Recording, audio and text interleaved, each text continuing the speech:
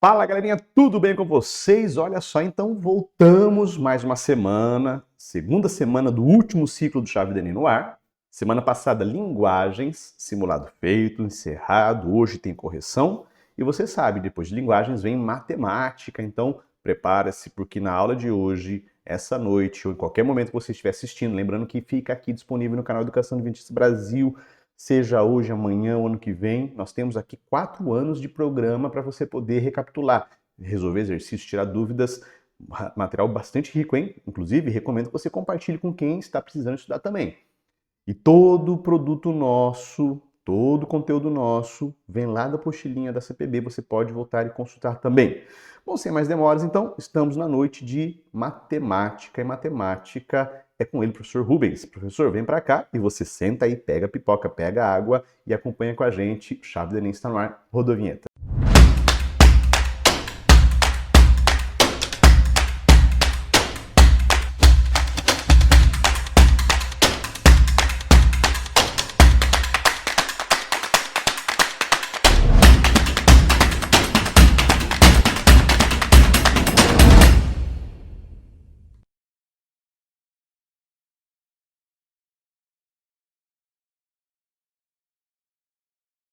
Olá, meu aluno, tudo bem com você? Seja muito bem-vindo à nossa última aula do ano.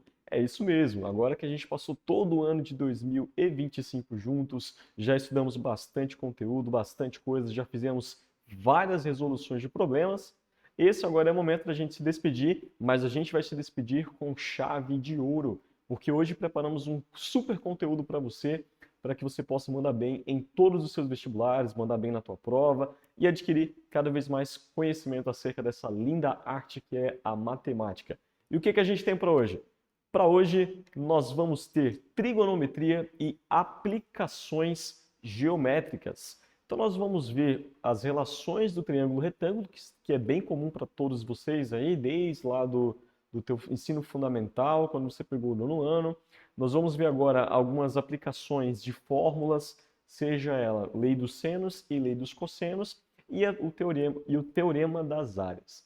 Tá preparado? Então aperta o cinto e vamos juntos porque a aula já começou. Trigonometria no triângulo retângulo. Para a gente pensar um pouco nessa trigonometria, no que é, no que estuda, no que fala, vamos pensar primeiro no início da frase. A gente tem ali trigonometria. Metria significa medições. Essa trigonometria vem de triângulo retângulo. Vem do triângulo que está com ângulo de 90 graus. Então a gente tem aí o conhecidíssimo triângulo retângulo de todos vocês, onde nós temos medidas bem conhecidas, 3 lados, onde a junção de 2 lados formam ângulos de 90 graus, e nós temos ali alguns ângulos internos. Especificamente para essa figura, a gente colocou o ângulo alfa para designar um ângulo interno do ponto B. Então a gente tem os pontos A, B e C nos cantos, nos vértices desse triângulo, e a gente tem medidas em minúsculos. Cada medida dessa representa justamente um tamanho ou uma medida de um dos lados, de um dos segmentos. Por exemplo, o segmento que vai de A a B, ele tem tamanho Czinho.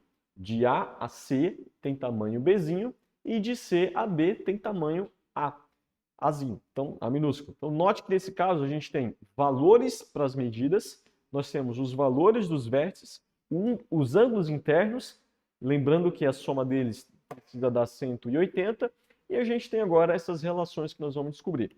A primeira delas envolve os lados. Vamos chamar a primeira relação de seno. Seno é uma razão, ela é uma relação. Ela vai relacionar o cateto oposto ao ângulo alfa. Professor, o que é cateto oposto? Cateto oposto é justamente o lado que está do lado contrário do ângulo, ou seja, ele não encosta, não toca no ângulo alfa. Então, se a gente quer o cateto oposto, é justamente aquele que está na direção contrária. Como a gente pode ver na seta, é o lado AC. Só que quanto equivale o lado AC? Justamente, ele vale Bzinho. E nós vamos ter a outra relação, que é a divisão, cateto oposto, sobre hipotenusa. Hipotenusa sempre vai ser o maior lado desse triângulo retângulo. Para esse caso particular, é o valor de CBAzinho. Então, seno é uma medida, é um valor, é um número que representa uma razão, divisão, das medidas do cateto oposto, para esse caso específico Bzinho, dividido pela hipotenusa, que é o lado maior, Azinho. Nossa próxima relação é a relação do cosseno. Se você percebeu, note que meio que embaixo a gente fez um risco ali naquele segmento AB, que é justamente o lado que está coladinho junto do ângulo alfa. Ele faz parte da abertura do ângulo alfa. Então a gente vai dar um nome para esse segmento. O nome dele é cateto adjacente, adjunto, perto, colado, junto de, ok? Por isso que ele recebe esse nome de cateto adjacente. O cosseno, ele vai ser a relação, o número, a medida, o valor que representa o cateto adjacente dividido pelo valor da hipotenusa. Para esse caso particular, a gente vai dar os nomes para eles. O cateto adjacente vai ser chamado de Czinho, a hipotenusa vai ser chamada de Azinho. Essa divisão, essa relação, esse número que é o valor da divisão, é o que chamamos de cosseno. Perfeito? Tranquilo? Beleza até aqui, meu amigo? Manda aí pra gente. Professor, até aqui tá tudo sussa, tudo na paz. Agora a gente vai falar sobre tangente. A tangente é uma outra relação. Professor, tem outras relações? Tem, querido jovem, tem outras relações. Mas para agora, para o nosso estudo deste momento, a gente vai se preocupar, ou nós vamos nos preocupar nessas três relações, que são bastante importantes. Essa terceira é a tangente. A tangente ela vai trabalhar com o cateto oposto dividido pelo cateto adjacente. Tem uma outra forma da gente enxergar isso. A gente enxerga a tangente daquele ângulo alfa como sendo a relação do seno dividido pelo cosseno. Quando você conhece esses valores do seno do ângulo alfa e o cosseno do ângulo alfa. Só que note comigo que ambos, seno e cosseno, têm o valor da hipotenusa ali. Por isso que a gente cancela o valor da hipotenusa e fica restando só cateto oposto de alfa dividido pelo cateto adjacente de alfa. E aí a gente tem Bzinho sobre Czinho. Perfeito? Tranquilo? Essas são as três relações importantes que a gente está comentando aqui para vocês. Tá. Nós temos agora algo muito importante que são os arcos notáveis. Os arcos notáveis, eles são muito importantes porque a gente utiliza constantemente em questões, tá? Então nós vamos ter várias atividades, vários exercícios, questões de vestibulares, que eles já dizem para você que precisa desse ângulo, do valor desse ângulo, do seno, do cosseno, da tangente de cada um desses ângulos aqui. Existem outros ângulos notáveis, mas de preferência esses três você precisa ter, ó, dentro da sua cabeça. Porque sempre, vira e mexe, você vai utilizar. Então, vamos lá comigo. A gente tem ali os ângulos de 30, 45 e 60. E a gente tem os valores para cada um desses ângulos, o seno desse ângulo, o cosseno desse ângulo e a tangente desse ângulo. O seno de 30, por exemplo, a gente tem 1/2. Então, seno de 30 é 1/2. Seno de 45, raiz de 2 sobre 2. Sabe aquelas divisões que a gente já mostrou para vocês? É como se a gente já está te dando o valor dessas divisões. Simplesmente isso, ok? Então, seno de 45, raiz de 2 sobre 2. Seno de 60, raiz de 3 sobre 2. E agora a gente vai para o cosseno. Cosseno de 30, raiz de 3 sobre 2. Cosseno de 45, raiz de 2 sobre 2. E cosseno de 60 graus, 1 sobre 2, 1/2. A tangente é diferentona. Ela não se enquadra em nenhum desses raiz de alguma coisa sobre 2, não se encaixa em nada disso. Ela é um pouquinho diferente. A tangente de 30, ela vai ser raiz de 3 sobre 3, a de 45, 1, e a de 60, só raiz de 3. Também não é difícil aprender. Raiz de 3 sobre 3, 1, raiz de 3.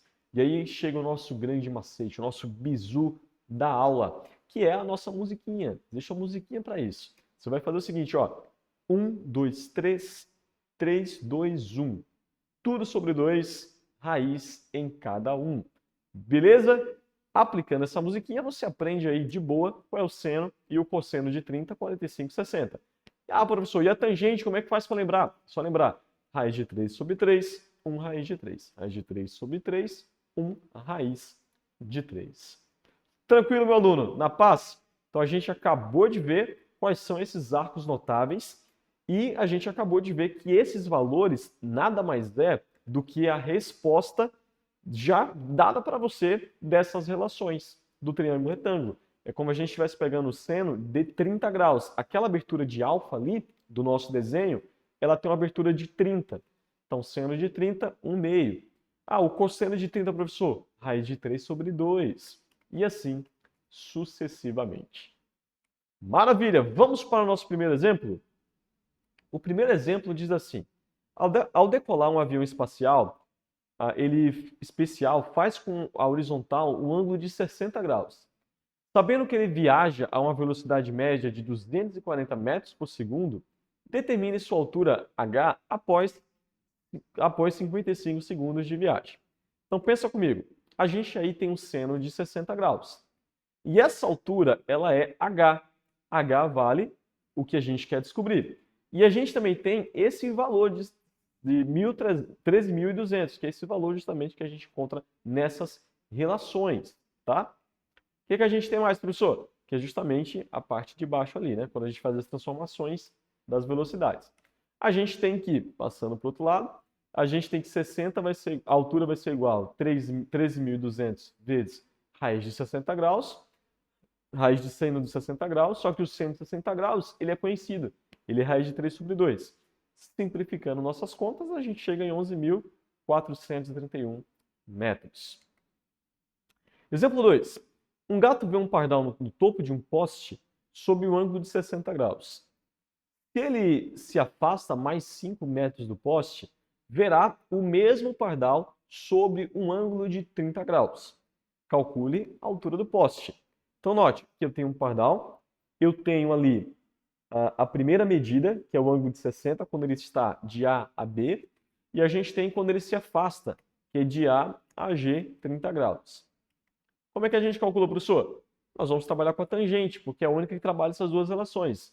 Então, se eu pegar H dividido por X, que é cateto oposto, H, dividido por cateto adjacente, que é X, isso me dá uma tangente. Então, a tangente de 60 é H dividido por X, só que eu conheço quem é a tangente de 60. É raiz de 3. Então, a gente consegue facilmente igualar essa equação. X vai ser H dividido por raiz de 3.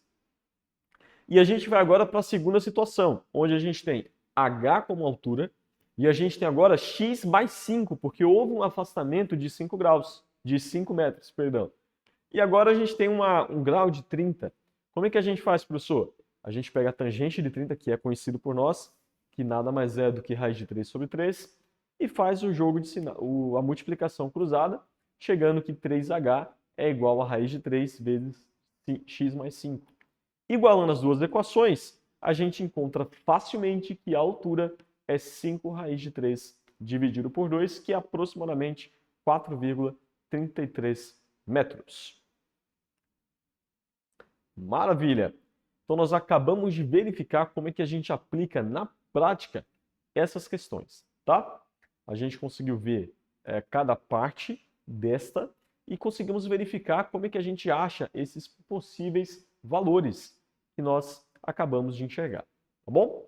Lei dos senos. Professor, o que é isso? Lei dos senos nada mais é do que uma relação que a gente trabalha com os senos desses ângulos. Então, nem todos os triângulos eles são retângulos. Nem todos. A gente bem conhece. Tem o equilátero, nós temos o escaleno, que é quando tem vários tamanhos diferentes. Nós temos o isósceles, quando temos dois lados iguais. Mas nem todos têm ângulos de 90 graus ali na junção de dois segmentos. Então, a gente pode relacionar os lados e os ângulos desses triângulos. É o que a gente vai chamar de lei dos senos e lei dos cossenos. Tá bom? Então, imagine que você queira descobrir a distância entre dois pontos inacessíveis. Exemplo, montanhas, torres, margens de rio. Veja que essas palavras elas são muito importantes. Vocês vão utilizar elas e vão conseguir resolver questões através da lei dos senos quando aparecer palavras desse tipo. São palavras-chave. Montanhas, torres, margens de rio, ok? Essas leis permitem calcular lados e ângulos desconhecidos, sem precisar medir. O que é a lei dos senos, professor? Você vai ter as medidas de um triângulo qualquer, ok? E você vai relacionar o seno de cada um desses ângulos. Então, note comigo. Se você pegar ali o lado A, a medida de tamanho A, e dividir pelo seno do ângulo A, que nada mais é que o ângulo oposto o ângulo oposto ao lado A, você vai ter exatamente igual a Bzinho, que é o lado direito, dividido pelo seno do ângulo Bzinho. Professor, estou conseguindo ver a relação. Note comigo que na lei dos senos é lado dividido pelo seno do ângulo oposto, ok? Então você tem lado A, seno do ângulo oposto de A. Lado B, seno do ângulo oposto de B. Lado C, seno oposto do ângulo de C. E ambos têm que ser igual. E aí que mora um detalhe importante. Tudo isso tem que ser igual a 2R, tá? Olha o exemplo. Dado o triângulo abaixo, determine o valor do ângulo e determine a medida x. Então a gente pode notar que o ângulo ele é de 45 graus, porque a soma dos três precisa dar 45. Então alfa mais 75 mais 60 precisa dar 180. 75 mais 60 tem que dar 180, que implica que alfa é 45. Então, aplicando a lei dos senos, x vai ser igual ao seno de 60. Note que é o ângulo oposto. Quem é o ângulo oposto ao lado x? 60 graus. Então vai ser o seno desse cara. É igual a 8 dividido pelo seno do ângulo oposto, que a gente achou 45. Aplicando os valores da nossa tabela ali, dos arcos notáveis, a gente encontra facilmente que x é 8 vezes raiz de 3 sobre 2, que é aproximadamente igual a 9,80. Beleza, meu professor? Então o que vai ser a lei dos cossenos? A lei dos cossenos, ela agora vai relacionar lados também. Só que ela vai relacionar medidas junto com o triângulo, com o teorema de Pitágoras. Saiu, estava na ponta da língua. Com o teorema de Pitágoras. O que é que diz? Ela fala que o maior lado, que é o a ao quadrado ali, um dos lados, que é o a ao quadrado, ele vai ser igual a b ao quadrado mais c ao quadrado, teorema de Pitágoras, menos 2 vezes ABC vezes o cosseno do ângulo A. De novo, o ângulo oposto. Então, se eu tenho o lado grande, esse lado ao quadrado vai ser igual aos outros lados, ambos ao quadrado se somando, menos 2 vezes o valor dos lados vezes o cosseno do ângulo oposto. E isso vai se repetir também para B. B ao quadrado vai ser a mesma coisa. Vai ser os lados que sobram, que nesse caso é A ao quadrado e C ao quadrado, somando, menos 2 vezes a multiplicação desses dois, vezes o cosseno do ângulo oposto. E assim sucessivamente para C. Olha o exemplo. Dois amigos, Pedro e Joana, estão jogando frescobol na praia. Pedro arremessa a bolinha que percorre 20 metros em linha reta, como mostra a figura de baixo. Joana rebate e seu lançamento forma um ângulo de 30 graus, com a linha reta descrita pela bolinha do envio de Pedro. Desta vez, a bolinha percorre 12 metros. Qual a distância percorrida por Pedro para rebater a bolinha? Veja, aqui a gente tem duas medidas e um ângulo, e a gente quer saber qual é a medida do lado oposto do ângulo de 30. É uma questão clássica de teorema da lei dos cossenos, porque ele te fornece duas medidas e te fornece um ângulo. Toda vez que você está fazendo a tua prova, te oferece duas medidas e um ângulo, lei dos cossenos, tá? Aplicando a lei dos cossenos, a gente vai ter que x ao quadrado é igual a 20 ao quadrado mais 12 ao quadrado, menos a multiplicação dos dois caras, vezes o cosseno do ângulo conhecido, que é o ângulo de 30. Tudo isso, basta fazer a nossa continha. Nós teremos que x vai ser igual a 136, raiz quadrada de 136, aproximadamente 11,7. Para finalizar nossa aula, nós vamos falar sobre o teorema das áreas, que ele pega um triângulo qualquer e a gente quer saber qual é a área que pode ser calculada de diversas formas, mas há uma relação que a gente usa muito, que é os lados e o seno desses ângulos. E a gente chama essa relação de lado por seno de teorema das áreas. A área de um triângulo qualquer, presta atenção, qualquer triângulo vai ser o lado B vezes o lado C multiplicado pelo seno do ângulo do lado oposto. Tudo isso dividido por 2. Olha o nosso exemplo. Considere o triângulo de lado 5, 6, 7 centímetros inscrito em uma circunferência de raio igual a 3,6, conforme a figura apresentada a seguir, e determine o valor da área do triângulo. Beleza. Note, o triângulo está dentro de uma circunferência. Então, aquela medida que vai do centro até a ponta ali, a gente chama de raio. E a gente sabe que o raio, que é 2 vezes o raio, é igual ao lado A dividido pelo seno daquele ângulo A. Ok? Poderia ser qualquer um dos lados, mas nesse caso particular, o lado A, que é o lado desconhecido, né? Que é o que ele quer que a gente apresente. Então, o seno desse ângulo, ele vai ser 6 dividido por 2 vezes 3,6, porque é o raio que a gente conhece, tá? Desta forma, a gente consegue achar facilmente quem é, aplicando o teorema das áreas, achar o valor da área daquele triângulo. Vai ser 1/2 vezes 5 vezes 7 vezes o seno daquele cara que a gente já conheceu. Aplicando, fazendo nossas contas, a gente acha 14,6. Querido aluno, foi um prazer estar aqui com você. Que Deus te abençoe, que Deus ilumine o teu caminho aí, que dê um feliz ano novo desde já para você. Curta bastante, estude muito. Nós nos encontramos na nossa próxima aula, que é a da solução e da resolução de exercícios. É isso. Tchau!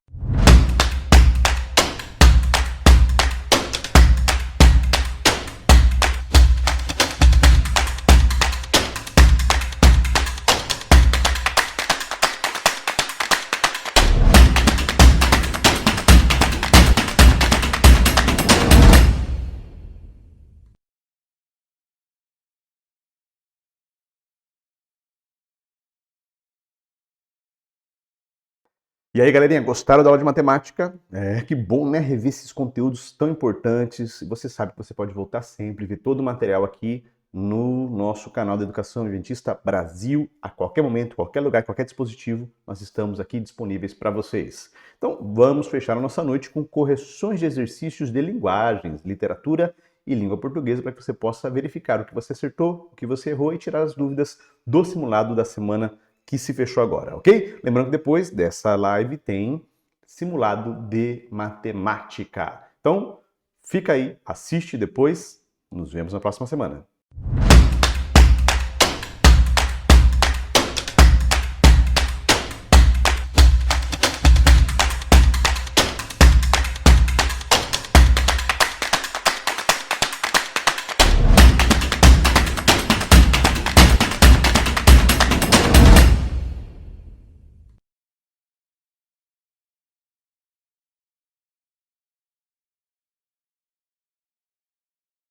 Fala, galerinha! E aí, tudo bem? Prontos para mais uma resolução dos exercícios aqui no Chave do Enem? Então, vem conosco para nós trabalharmos um pouquinho aí na área de linguagens. A nossa primeira questão vai tratar sobre, já até pulei para a resposta. Vai tratar sobre o acento grave indicativo de crase não é colocado por uma situação de regência. Então, você sabe que na maioria das vezes a crase é colocada pela regência, né? Ou do verbo ou de um nome que vai exigir uma preposição. Mas nesse caso é para você marcar a opção que o uso da crase não tem nada a ver com regência. Então, a resposta certa é a letra A. Por quê? Porque ali a gente tem uma locução adverbial de tempo. Quinta-feira à tarde, podia ser à noite, né? Então, essas expressões, elas sempre vão ter o acento indicativo da crase, né? Acento grave, mas a causa não é a regência. Agora, por exemplo, ali, na letra C, levando depressa o Tilbury e o namorado à casa da namorada. Então, quem leva alguém a algum lugar, certo? Agora, qual é o lugar? Casa. Então, precisaria da preposição e de um artigo, e justamente com a palavra casa, só pode ser usado o acento indicativo de crase quando você especifica de quem é a casa, que é o que acontece aí, né? Na letra D, por exemplo, não podia furtar minha tristeza. Quem se furta a algo. Então, de novo, é um caso de regência, certo? Na letra B, indiferente aos curiosos, como ao capim e à água. Então, ele era indiferente a algo, nesse caso, a água. Então, também era um caso relacionado à regência, beleza? Na nossa questão 2, nós temos aí uma pergunta também sobre regência. Regência do termo destacado em a gente está acostumado à poluição, está de acordo com a norma padrão da língua. Assinale a opção em que tal fato também acontece, ou seja, né, está de acordo com a norma padrão. Então vamos à resposta. Se você marcou a opção B, está tudo correto, né? Quem está apto a algo. Beleza. Agora, qual é o seu palpite para se viver plena e satisfatoriamente nos dias atuais? Aqui temos alguns errinhos de regência, né? Na letra C, em dúvida sobre seu modo de vida, faça uma consulta em uma psicóloga apropriada.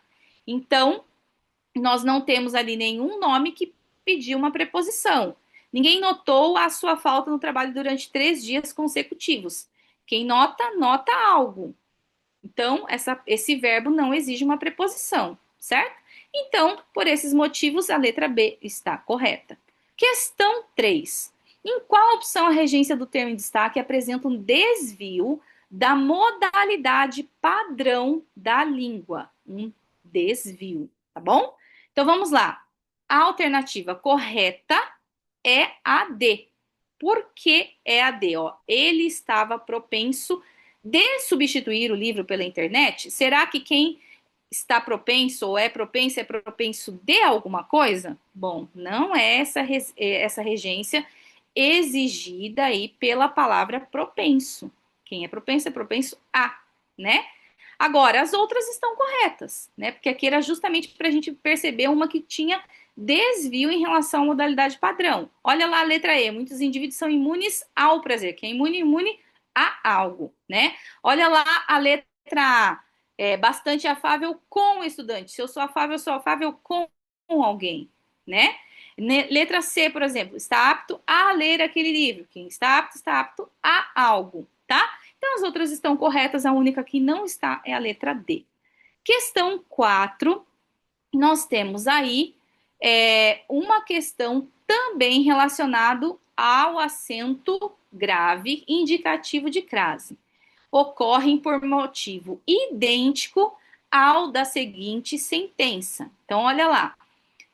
No trecho, em latim, liber, que significa livro, originalmente dava nome à casca da árvore, ou, mais exatamente, à película fibrosa que separa a casca da madeira do tronco. Então, dá nome a algo, certo? A casca ou a película. Então, qual é a situação que o acento foi usado pelo mesmo motivo? Vamos lá? Se você marcou a letra E, você acertou, tá? Olha lá, vamos voltar no nosso trecho que precisa ser analisado. Então, quem dá algo a alguém. Então, esse verbo, ele é um verbo que a gente chama de bitransitivo, né? Então, ele pede um complemento sem preposição e outro complemento com preposição. Então, dava o quê? Nome. A quem? A casca da árvore, certo? É o que acontece ali na letra E. Quem entrega algo a alguém. Entregou o quê? O canivete. A quem? A namorada. Então, ele também é bitransitivo. Agora, olha lá na letra A, por exemplo. As árvores cresceram à beira de um rio. Então, ali nem vai ser... não vou falar que é o mesmo motivo, né? Porque ali a gente tem onde elas cresceram. Então, não é nenhum objeto indireto, por exemplo. Seria uma adjunta adverbial, né? Cresceram onde? À beira de um rio. Letra B. Contou-me uma história de amor a Virgílio. Também não tem 2 complementos, né? Antônio Machado era sensível às folhas secas. Quem é sensível a algo. Às folhas secas. Não pede 2 complementos, ok? Então, a única que pedia ali 2 complementos, um direto e um indireto, era a letra E. E a nossa última questão é relacionada a esses textos, ok? E a pergunta é a seguinte, ó. Em língua portuguesa, o acento grave indicativo de crase é empregado para revelar a fusão de 2 ocorrências de A. Suas motivações são variadas e sua relevância é indiscutível para a interpretação adequada de textos. Para compreender a presença ou a ausência da crase nas duas manchetes, o que é preciso considerar? Então, olha lá as manchetes. Como a vacina do Butantan pode ajudar a combater a dengue? Ministério da Saúde lança campanha de combate à dengue, zika e chikungunya, ok? Então, vamos à resposta? Se você marcou a letra E, você acertou. A mudança de combater, verbo, para combate, substantivo. Olha lá. Como a vacina do Butantan pode ajudar a combater o quê? A dengue. Então, como verbo, ele é transitivo direto, não exigindo ali a preposição a. Agora, quando eu tenho ali, Ministério da Saúde lança campanha de combate à dengue, então quem combate, combate a algo, né? E aí, nesse caso, a palavra combate se transformou em um substantivo, certo? Então, estaria certo a letra E. A letra A ali, a alteração da classe gramatical da palavra dengue. Não, a palavra dengue continua sempre ali, olha lá, vamos dar uma olhadinha, ó. A palavra dengue continua sempre sendo um substantivo, certo? B, a generalização do substantivo dengue nos dois casos. Não, gente, não tem generalização. A concordância com o nome das demais infecções, Zika e chikungunya. A crase não aconteceu pelo nome concordar com com esses outros nomes, tá bom? Então, a resposta correta realmente é a letra E, beleza? Então, espero que vocês tenham compreendido bem esse conteúdo. Um abraço para todos e sucesso para todos aí nos seus exercícios, no seu vestibular e até mais.